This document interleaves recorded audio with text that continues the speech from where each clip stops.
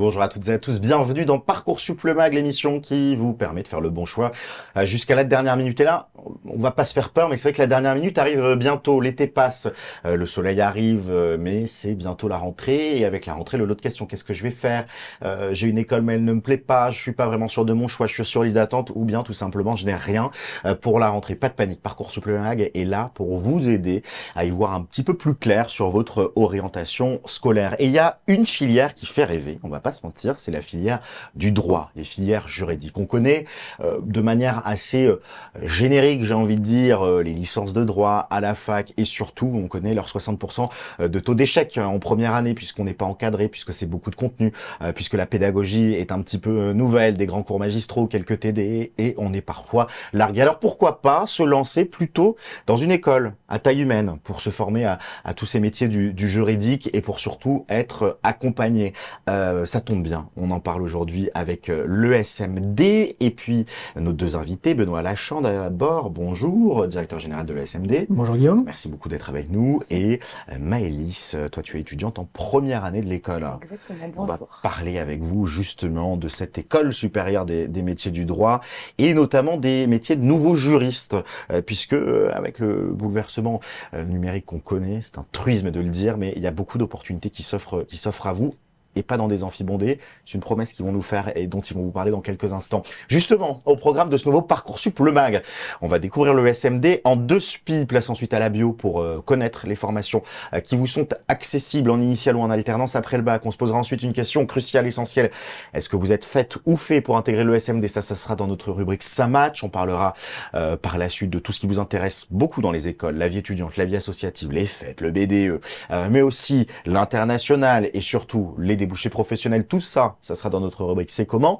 Et puis nos 2 rubriques de conclusion, d'abord en 2 SPI, le mot de la fin de l'école, et puis ma conclusion, mon résumé en bref. En bref, hein, si vous n'aimez pas les vidéos longues, vous allez vers la fin et vous avez mon résumé. Mais c'est bien aussi de regarder tout ce qui va se passer, à commencer par notre rubrique en 2 SPI, je le disais.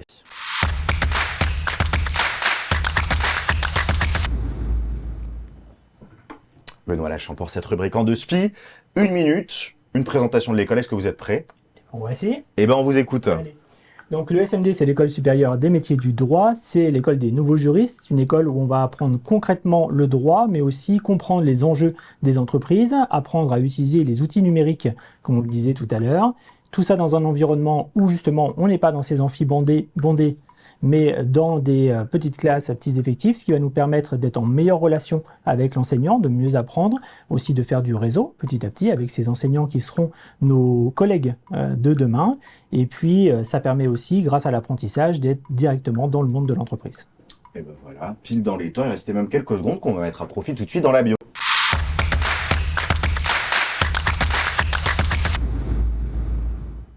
Benoît, on va se mettre dans la peau d'un élève ou d'une élève de terminale qui, pourquoi pas, rejoint l'école à la rentrée. Quelles sont là où les formations qui vont être accessibles directement après le bac? Alors directement après le bac, c'est une formation en 2 ans. On a décidé de ne pas aller directement sur un bac plus 3, mais d'avoir une possibilité de faire un stop à bac plus 2. Donc il y a un diplôme d'assistant juridique, d'attaché juridique, qui se débloque au bout de 2 ans. Et puis après, la possibilité de faire une 3e année et un master pour ceux qui veulent continuer. Et cette possibilité, sur cette première année, c'est de le faire soit en initiale, soit en alternance. L'avantage de ces 2 ans, c'est que ça ouvre la porte à énormément de métiers. On peut penser, alors je le dis sous votre contrôle, mais clerc de notaire, assistant juridique, les métiers aussi dans les cabinets d'huissiers de justice, tout ce qui va être un peu l'opérationnel dans ces métiers-là. C'est ça. Pas. Il y a vraiment cette possibilité, effectivement, sur ce bac plus 2 qui est assez généraliste dans le monde du droit, même si nous, l'idée, c'est plutôt d'accompagner les étudiants vers la suite, vers le bac plus 3 et ensuite le bac plus 5, donc master avec 2 spécialités, une partie juriste d'entreprise et legal tech, l'autre partie compliance, où là on est vraiment plutôt juriste d'entreprise. Et c'est plutôt l'ADN de l'école, c'est plutôt d'amener les apprenants vers des métiers de juriste d'entreprise et un peu moins justement clerc de notaire ou d'autres professions. Et déjà, nous on ne forme pas au métier d'avocat. Ça, c'est un élément qui est important, parce que je sais qu'on a beaucoup, quand on commence les on voit que ça dans le on imagine ça, alors que bon, il y a beaucoup d'autres débouchés. En plus, le métier d'avocat est un peu congestionné un peu en ce moment. C'est pas toujours évident. On a quand même un tiers des avocats qui passent dans le privé dans les 10 premières années de leur profession. Donc c'est vrai que c'est un peu moins la profession rêvée que l'on peut avoir en tête quand on rentre en droit. Donc nous, c'est vraiment clair. Nous, on ne forme pas des avocats, on forme des juristes de l'entreprise. Maëlys, pourquoi le SMD après le bac? Qu'est-ce qui t'intéressait dans cette école? Alors, moi, j'ai fait 2 ans de droit, il faut le savoir. Donc, la fac de droit, oui, à la fac de droit, c'est intéressant. On va pas se mentir, mais on n'étudie que le droit brut. Ce qui différencie du coup l'ESMD de la fac de droit, c'est qu'à l'ESMD, on étudie des matières du droit, mais aussi des matières de l'entreprise et des matières du numérique, ce qui est important parce qu'on est dans un monde qui se dématérialise de plus en plus. Voilà. Et alors, quelles sont les matières concrètement que tu as pu commencer à suivre quand tu es arrivé au sein de l'établissement? Alors, on a fait du droit pénal. Donc, pour les matières de droit, on a fait du droit pénal, du droit processuel, droit des obligations ou encore procédure JAF, juge des affaires familiales, ou encore droit de la famille. Mais à côté de ça, on a fait tout ce qui est digital skills. On a fait un petit peu de RPVA qu'on va faire aussi en 2e année. Donc, le RPVA, c'est une plateforme dédiée aux avocats. Voilà, et on a fait aussi de l'expression orale et écrite, donc savoir bien s'exprimer à l'oral et avoir une belle plume, ce qui est très important dans ces métiers juridiques. Exactement, il faut savoir qu'on utilise énormément les ordinateurs, donc c'est important pour nous et pour le monde d'après en fait, et avoir une plus-value sur le marché du travail. Une des modalités, si ce n'est la modalité privilégiée, c'est l'alternance. Comment ça se passe? Est-ce que c'est dès la première année? Sur quel type de poste? Et comment on fait pour trouver son alternance dans le domaine juridique? Alors, chez nous, effectivement, dès la première année, on peut être en alternance, ce qui est le cas de Maëlys, justement. C'est pas toujours évident, notamment quand on sort du bac, de pouvoir trouver, d'être ne serait-ce que dans la démarche. Donc on accompagne les étudiants par rapport à cette démarche, par rapport le CV, les motivations, et aussi le fait de se dire, mais oui, bien sûr, vous sortez du bac et vous ne vous sentez pas toujours légitime pour pouvoir aller candidater sur tel ou tel poste. Mais on les pousse justement à pouvoir le faire et à prendre confiance en eux dans cette démarche-là. Aujourd'hui, il faut savoir que le monde du droit, c'est un monde qui recrute beaucoup en alternance. Mais c'est vrai que les typologies de métiers vont être très différents, que l'on soit en première année ou qu'on soit en master. Dans les premières années, on a beaucoup de nos étudiants qui vont rejoindre des cabinets d'avocats, de notaires ou autres pour faire de l'assistanat. Et puis en 2e année, l'envie souvent de changer, d'aller plutôt vers des entreprises. Et puis plus on avance et en master, ils sont de toute façon tous plutôt en entreprise à gérer des problématiques de propriété intellectuelle, de RGPD, de compliance en général. Voilà, il y a un petit peu de tout chez nos étudiants. Je le disais, ce qui caractérise les études de droit à la fac, ce qu'on a en tête quand on pense au droit, c'est 60% d'échecs en première année de licence, et c'est des amphibondés, de la réorientation, des choses pas très agréables que tu as aussi un petit peu connues. Chez vous, comment ça se passe? Alors chez nous, c'est un contrôle continu, de toute façon. On est sur des classes qui ont, on va dire, à peu près une trentaine d'étudiants.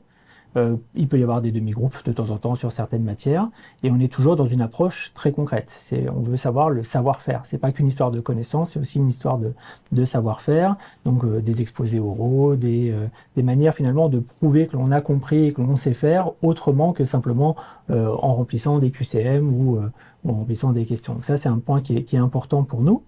Et puis après, eh bien, il y a quand même des exigences qui sont assez élevées. On ne passe pas automatiquement en 2e année, même quand on est en alternance. Donc il y a une sélectivité, mais qui n'est pas une sélectivité qui est, je dirais, dictée par un nombre de places dispo ou autre. C'est vraiment comme dans toute école de dire bah, est-ce que vous avez vraiment le niveau pour passer dans l'année suivante.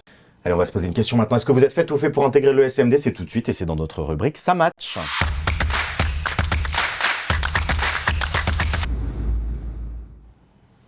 La question est très simple, comment savoir si on est fait pour des études de droit? Alors, je pense qu'on ne sait jamais si on est vraiment fait pour les études de droit quand on est au lycée, même si aujourd'hui il y a une spécialité avec du droit. En pratique, c'est très compliqué de savoir si on est fait pour les études de droit. C'est aussi pour ça que nous, on s'est dit, on va leur permettre à la fin de la 2e année d'avoir un diplôme, de pouvoir se réorienter si finalement c'est pas leur cœur d'envie, l'envie de faire toute leur carrière dans ce domaine-là.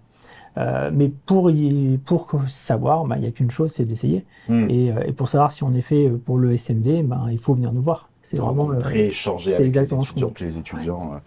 Toi, pourquoi le droit? Qu'est-ce qui t'intéressait dedans? Pourquoi tu as voulu aller dans cette filière? Alors, depuis ma plus jeune, ma plus tendre enfance, j'ai toujours aimé le droit, de par les séries. Dans ma famille, il y a des personnes qui sont dans le monde du droit et dans l'avocature. Alors, est-ce que le fait d'avoir étudié le droit, notamment à l'ESMD, ça t'a conforté dans ce goût que tu as et peut-être aussi les expériences que tu as pu avoir professionnelles? Alors honnêtement, Guillaume, oui. Il faut savoir que je suis en apprentissage, je suis en alternance actuellement. Et ce qui est intéressant, comme Monsieur Benoît Lachon a pu le dire, on peut être en alternance dès la première année. Au-delà de ça, ce qui est important, c'est que nous travaillons des matières sur le numérique et aussi notamment, nous avons des matières sur l'entreprise, comme la réception client, donc savoir comment accueillir les clients ou encore savoir leur parler. Donc c'est important, nous avons Donc on la n'est pas théorie. fermé dans le droit, dans le théorique. C'est ça. Il y a une forte dimension pratique. On a la pratique et moi qui suis en alternance, j'ai aussi cette notion-là d'être une professionnelle en apprentissage. Donc c'est intéressant. De combiner et puis de voir directement, c'est-à-dire que tu vas apprendre quelque chose, une notion juridique, et peut-être que une semaine après, tu vas pouvoir la mettre en application dans le lieu où tu travailles. Exactement. Donc ça, c'est très intéressant. Voilà, c'est très intéressant. Comment ça va se passer pour celles et ceux qui ont envie d'intégrer l'école là pendant l'été? Est-ce qu'il y a des concours? Est-ce que c'est des oraux? Est-ce qu'on peut faire ça même si on a décidé de partir en vacances dans le sud? Ou est-ce qu'il faut revenir passer ça en physique? Alors, pour intégrer le SMD, donc il y a un dossier à nous envoyer et tout passe par un entretien de motivation. C'est vraiment ce moment-là qui est clé pour nous pour pouvoir sonder cette envie de vraiment faire du droit, cette compréhension, c'est-à-dire on ne veut pas quelqu'un qui je n'ai pas eu la fac que je voulais ou par défaut je vais faire le SMD, ce serait aller au casse-pipe. C'est vraiment dire à quelqu'un ok, j'ai compris ce que vous proposez, j'ai compris que c'est différent et c'est ça que j'ai envie de faire. Et on a besoin de comprendre un peu l'étudiant qu'on a en face. On parlait tout à l'heure de petits effectifs, de connaître individuellement les étudiants. Ça commence par là. Est-ce que le candidat qu'on a en face, il est cohérent avec notre approche, avec l'envie de construire ensemble finalement le SMD et le projet? On ne s'imagine pas nous d'un côté et les étudiants de l'autre. On travaille tous ensemble pour le développement de l'ESMD. Ce serait quoi tes conseils justement sur cet entretien oral? Comment venir bien préparé? Alors honnêtement, pas de stress. On a une très bonne équipe pédagogique. On est très proches d'eux, donc il faut venir décontracté, bien habillé quand même, parce que nous restons des professionnels, parce que nous sommes dans une école professionnalisante et c'est important d'être présentable face à des professionnels du droit et du numérique. Au-delà de ça, venez comme vous êtes, soyez motivés, ambitieux. Il faut que vous ayez un minimum d'intérêt pour le droit. Donc c'est déjà l'essentiel. Pour autant, on n'est pas obligé d'avoir déjà eu des expériences dans des cabinets juridiques. On peut être un peu novice, pas forcément savoir ce que c'est au fond le droit, mais avoir ce petit goût quand même pour cette discipline. Pour rentrer en post-bac, oui. C'est vrai que nous, on est avant tout une école de droit. C'est-à-dire qu'on ne rentre pas en master chez nous en ayant fait une école de commerce. Donc on est une école de droit. Pour rentrer en master, il faut avoir fait une licence de droit. Si on rentre en troisième année, pareil, il faut avoir fait 2 ans de droit. Donc ça, c'est important. Mais par contre, pour la sortie du lycée, il n'y a pas de prérequis par rapport à avoir fait la bonne spécialité au lycée, etc. Voilà, on a prévu l'ensemble de la formation pour des gens qui commencent à zéro par rapport à la connaissance du droit. À quoi ressemble justement la vie étudiante à l'ESMD, les à côté? Et puis comment surtout se professionnalise-t-on pour devenir un ou une professionnelle du droit? C'est tout de suite et c'est dans notre rubrique C'est comment?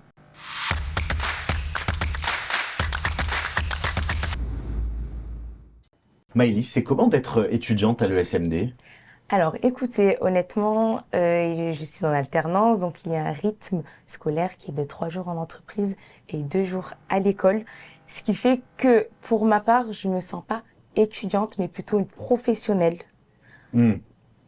en cours, en apprentissage. Donc quand on va en cours, on n'est pas en mode salle de classe, en mode lycée, on est en train d'acquérir des compétences pour ce monde d'après. C'est l'optique que vous avez à l'ESMD, c'est vraiment de professionnaliser vos étudiants dès la rentrée en première année? C'est ça, c'est vraiment cette optique-là de comprendre qu'on se prépare pour être un professionnel du secteur. On peut ne pas vouloir faire d'alternance tout de suite et être plutôt dans un mode apprentissage et pour y arriver petit à petit par les stages, c'est une possibilité, mais de toute façon, on va dans cette direction-là. C'est pas faisons un truc un peu généraliste, puis après on verra ce qu'on a envie de faire. Non, chez nous, on sait qu'on veut devenir un professionnel du secteur, et donc on fait en sorte dès le début d'aller vers ce but-là. Alors après, ça ne veut pas dire que c'est austère ou que c'est triste au quotidien, hein. Mais c'est vrai qu'il y a cette démarche-là qui est importante. Et c'est vrai que sur la vie étudiante, comme il y a beaucoup d'alternants, il y a un peu moins de vie étudiante peut-être que dans d'autres structures. Et d'où l'avantage chez nous d'être sur un campus avec d'autres écoles, où là il y a plus d'initiaux, d'étudiants en initiale qui peuvent être présents. Et donc là, il y a plus de vie étudiante, mais qui nous vient parfois d'autres écoles.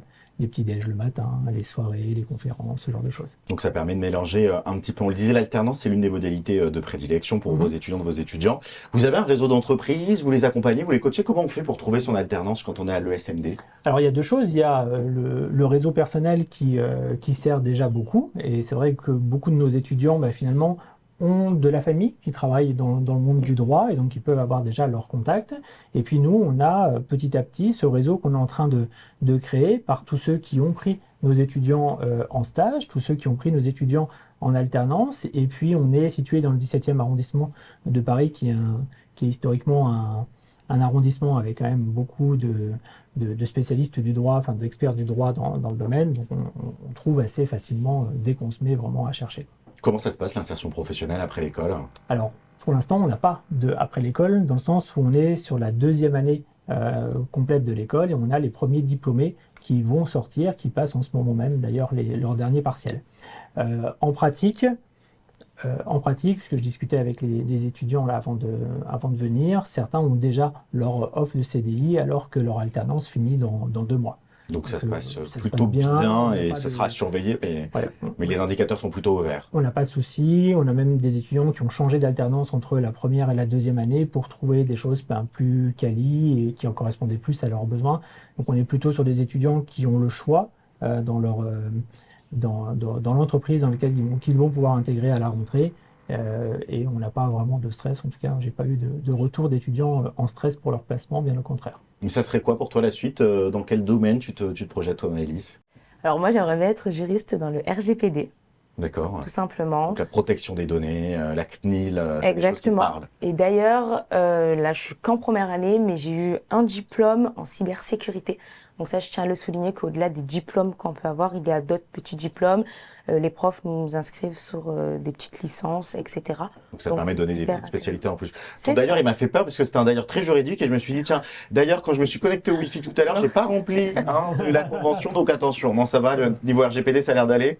Ok, oui. Elle m'a fait peur. Mais c'est bien, donc tu sais directement, dans les grands domaines, parce qu'on le disait, on est un peu dans l'optique du juriste augmenté, c'est-à-dire une part importante qui est donnée au numérique. Ça veut dire qu'en termes de secteur d'activité, il y a une appétence pour le numérique RGPD ou c'est assez large? C'est assez large, mais c'est vrai que, comme disait Maëlys, on rajoute des certifications professionnelles, donc c'est pas officiellement des diplômes, ce qu'on appelle des certifications professionnelles, que l'on va rajouter sur des compétences spécifiques en cybersécurité, en juriste codeur, il y a juriste numérique, etc. Donc c'est des éléments qu'on rajoute.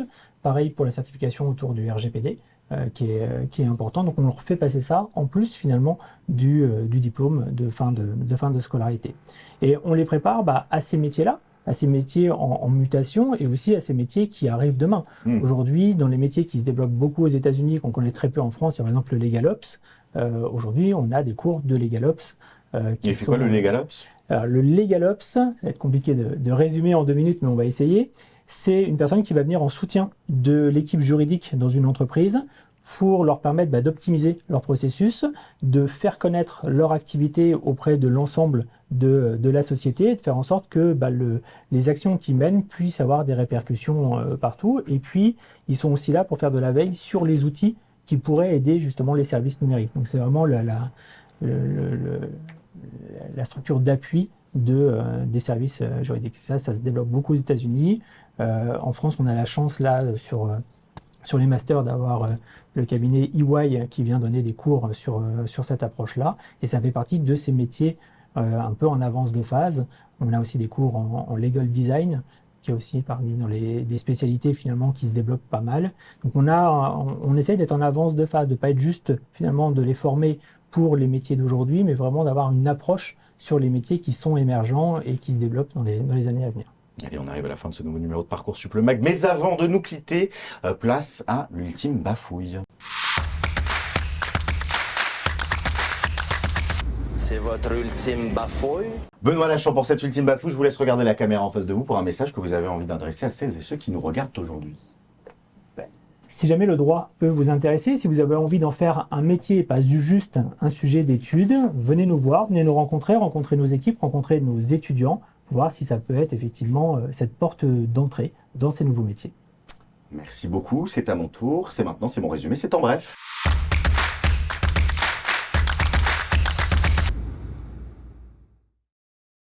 En bref, on retiendra que si travailler dans les métiers juridiques vous intéresse, le SMD vous propose des parcours en 2, 3 ou 5 ans qui sont des vraies alternatives, non pas pour devenir avocat, c'était une mise en garde au début, mais pour vraiment vous spécialiser dans les métiers de juriste et puis dans tous ces nouveaux métiers qui émergent aussi. En bref, je retiendrai une pédagogie en petit groupe qui prend le temps de s'attarder sur des détails, mais qui ne fait pas que du droit, ça c'est important, ce que Maëlys nous disait, mais plein d'autres disciplines à côté, que ça soit des disciplines du monde de l'entreprise, du management ou bien des disciplines numériques. Et puis en bref, on manque cruellement de bras armés juridiques prêts à affronter les défis, dont les défis RGPD, règlement général de protection des données, c'est à peu près ça, et plein d'autres réglementations qui vont être pourvoyeuses d'emplois dans les années à venir. Ça vous va comme conclusion? C'est parfait. Merci à tous les deux d'être venus. Merci. sur Parcoursup le Mag. Merci à vous d'avoir suivi ce nouveau numéro. S'il vous reste des questions, des interrogations ou si vous avez envie de commencer votre dossier d'inscription, le site internet, il s'affiche sur votre écran et vous pouvez vous lancer. Passez un très bel été. À bientôt pour un nouveau numéro. Ciao.